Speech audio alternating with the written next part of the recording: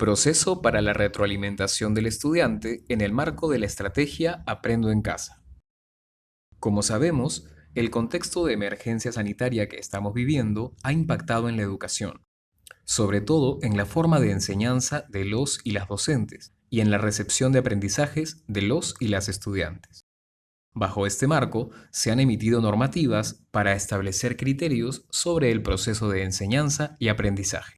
En ese sentido, el objetivo de esta presentación es conocer el proceso de seguimiento y retroalimentación que pueden realizar los y las docentes a los y las estudiantes en el marco de la estrategia Aprendo en casa.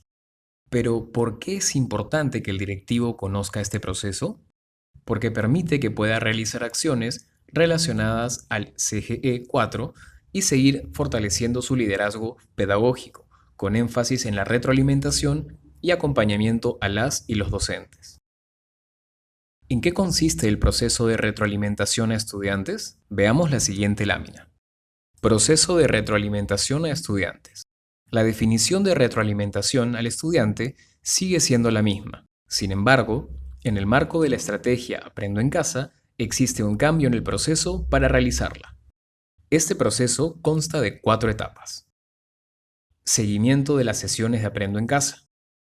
Antes de iniciar la retroalimentación, él o la docente debe tener conocimiento sobre el tema, desarrollo y actividades propuestas en las sesiones de Aprendo en casa. Para ello, debe revisar información sobre las sesiones propuestas, ya sea a través de la web, televisión o radio, según sea el caso. Seguimiento de actividades. Luego de que él o la docente tiene el conocimiento sobre las sesiones propuestas y las actividades asignadas a las y los estudiantes, debe verificar que éstas se cumplan. Retroalimentación. Luego de que él o la docente tiene el conocimiento sobre las sesiones y actividades propuestas, además le hace seguimiento al cumplimiento de actividades. Este debe identificar las necesidades de aprendizaje y realizar la retroalimentación respectiva. Actividades complementarias. Puede dejar actividades complementarias a los y las estudiantes, ya sea porque persisten las necesidades, para reforzar aspectos generales o porque ve necesario contextualizar las actividades de Aprendo en casa. Esta etapa es opcional. A continuación se explicarán las 3 primeras etapas. Etapa 1. Seguimiento de las sesiones de Aprendo en casa. Esta etapa tiene 2 criterios. El primer criterio se trata de revisar las plataformas y consta de 4 pasos. Él o la docente ingresa a la plataforma Aprendo en casa a través del siguiente enlace. Descarga la programación de la semana. Para el caso de televisión y radio, esta programación contiene la fecha específica, horarios por niveles y grados, así como los nombres de las sesiones. Para el caso de la web, se tiene una programación de sesiones semanales por niveles y grado. Selecciona plataforma y grado. Dar clic en una de las plataformas, televisión, radio o web. Luego, seleccionar el nivel y grado. Selecciona y descarga la semana de trabajo. Este paso solo es posible si se ha seleccionado la opción web. Para las otras opciones, como televisión, aparecerán las sesiones de Aprendo en casa en video y en audio para el caso de radio. El segundo criterio se trata de revisar las actividades de la secuencia didáctica propuesta y consta de 3 pasos. Planificador de actividades. Revisa el planificador de actividades que contienen las secuencias didácticas que se trabajarán durante la semana. Seleccionar el día. Aquí se tendrá que seleccionar el día que al docente le corresponda trabajar. Revisión de los aspectos clave de la guía docente. Para orientar mejor la labor docente, se tiene una guía semanal por competencias. Esta guía se encuentra disponible para web, televisión y radio. ¿Cómo accedo? Ingresando al siguiente enlace. A continuación, se presenta la estructura de la guía, con el objetivo de identificar sus componentes. Aspectos clave de la guía docente. Por ejemplo, en la siguiente guía de docentes para la plataforma de televisión, identificamos lo siguiente. Vamos a desarrollar un proyecto integrador. Articula las áreas de ciencia, tecnología y ambiente y matemática. El propósito de la sesión es que los estudiantes propongan acciones para aportar en la construcción de un mejor país, donde todos y todas podamos vivir en armonía. La situación en la que se enmarca el proyecto es el método científico, el cual permite indagar sobre información de los intereses de las y los estudiantes, tomando como referencia los aspectos tocados en la clase anterior. También identificamos el programa con el nombre de las sesiones por día. Identificamos las competencias priorizadas a trabajar durante la semana. Evidencias de aprendizaje. Identificamos las evidencias de aprendizaje que tienen que ser desarrolladas por las y los estudiantes y a su vez encontramos los criterios de cómo evaluarlas. Identificamos también los enfoques transversales para la semana de trabajo, recursos que necesitará la o el estudiante. Por último, identificamos los enlaces de referencia para la o el docente en torno a la estrategia de educación a distancia denominada Aprendo en Casa. A continuación, veremos lo relacionado a la segunda etapa denominada Seguimiento de actividades. Esta etapa tiene un solo criterio: revisión y seguimiento al cumplimiento de actividades.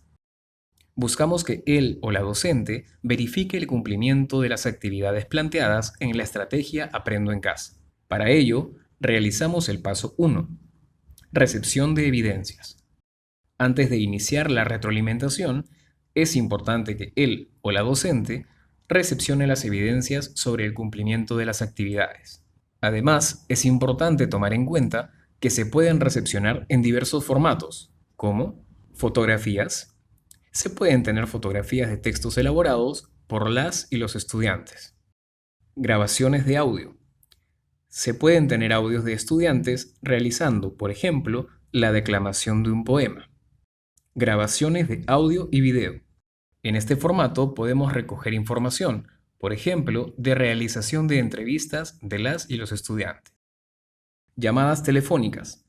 Aquí el docente, mediante una serie de preguntas, puede recoger información del cumplimiento de actividades de las y los estudiantes. Mensajes de texto. En zonas de poca conectividad también se puede recoger información de las evidencias de aprendizaje a través de este medio. Luego de que la o el docente ha recepcionado las evidencias, puede organizarlas de la siguiente forma. Paso 2. Organización de evidencias. Carpetas. Por ejemplo, creando una carpeta del área. Y dentro de esta, crear carpetas por grado, sección y estudiante. Por consolidado. Luego de tener las carpetas organizadas, se puede obtener una base de datos con el objetivo de poder sistematizar la información. Etapa 3. Retroalimentación. Previamente, es necesario saber que existen dos formas para brindar retroalimentación. Retroalimentación sincrónica, basada en interacciones simultáneas. Se puede dar a través de plataformas virtuales, como Zoom, Webex, Meeting, Skype, etc., o mediante llamadas telefónicas. Retroalimentación asincrónica, basadas en interacciones alternas. Se puede dar a través de un smartphone, mensaje de texto o correo electrónico. Retroalimentación. Esta etapa consta de dos criterios. El primer criterio es la identificación de necesidades de aprendizaje. El docente debe analizar las evidencias de aprendizaje teniendo en cuenta tres pasos. Paso 1. Él o la docente debe identificar la actividad planteada en Aprendo en Casa. Paso 2. Él o la docente revisa las evidencias de aprendizaje planteadas en la guía docente. A partir de ello, establece los criterios de valoración de evidencia, con el objetivo de analizar lo que las o los estudiantes envían. Finalmente, los criterios de valoración de evidencia deben estar enmarcados en los niveles esperados de cada ciclo. Paso 3. Evidencia de aprendizaje. Al analizar la evidencia se identifica la siguiente dificultad. En el desarrollo, no ha considerado la forma en la que se organizarán para realizar el trabajo y tampoco ha diseñado una tarjeta mnemotécnica que le permita hablar de eso. Luego de ello, él o la docente puede retroalimentar.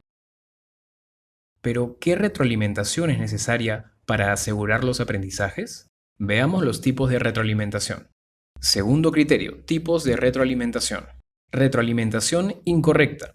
Cuando la o el docente, al dar retroalimentación, ofrece información errónea o da señal de que algo es correcto cuando es incorrecto, o viceversa. Por ejemplo, retroalimentación elemental. La o el docente brinda retroalimentación elemental, respuestas monosilábicas como bien o mal. Solo revisa las evidencias utilizando marcas diversas o solo felicita, estimula con premios o archiva evidencias enviadas por las y los estudiantes. Por ejemplo, retroalimentación descriptiva. La o el docente describe a detalle lo que debe hacer el estudiante, dando algunas pautas, tips o modelando la resolución de la actividad. Por ejemplo, retroalimentación reflexiva. La o el docente brinda retroalimentación reflexiva o por descubrimiento, realizando preguntas o retos que permiten al estudiante identificar su error y superarlo. Por ejemplo, es importante considerar que la retroalimentación descriptiva y reflexiva son consideradas efectivas para asegurar los aprendizajes. Es así como podemos realizar la retroalimentación a estudiantes en el marco de la estrategia Aprendo en Casa. Sigamos trabajando juntos por una mejor educación. Muchas gracias. Ministerio de Educación. Gobierno del Perú. El Perú primero.